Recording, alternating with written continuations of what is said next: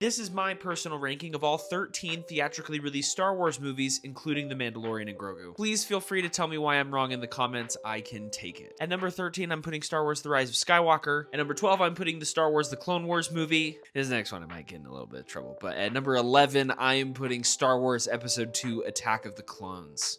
In 10th, I am putting Star Wars The Last Jedi. I like to consider myself a pretty staunch defender of Star Wars The Last Jedi in that I think it's pretty alright. I'm actually a really big fan of the direction that story took Luke, and I love all the stuff with Rey and Kylo, but at the end of the day, it is still a movie about like the world's slowest chase scene. And at number 9, I am placing Star Wars The Mandalorian and Grogu. The Mandalorian and Grogu is a really fun, safe adventure, and I'm very, very happy to have Star Wars back in theaters, and it's got some of my favorite practical effects in the entire franchise. And listen, when we're talking about Star Wars, I think Star Wars is kind of like pizza. Even when it's not that good, it's still pretty good.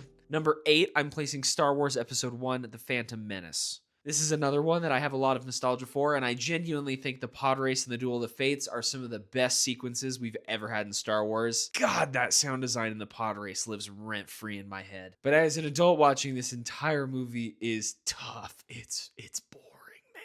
At number 7, I am putting Solo, A Star Wars Story. I just recently learned apparently people don't like that movie as much as I do. Similar to Mando and Grogu, it's safe and nothing crazy, but I love the chemistry between all the characters in that movie. I think the new trooper designs are really cool. And dude, the Kessel Run kicks ass. It's so good. At number 6, I'm putting Star Wars The Force Awakens. I know for a lot of people that movie gets bogged down by their feelings about the rest of the trilogy, but I think it's really strong.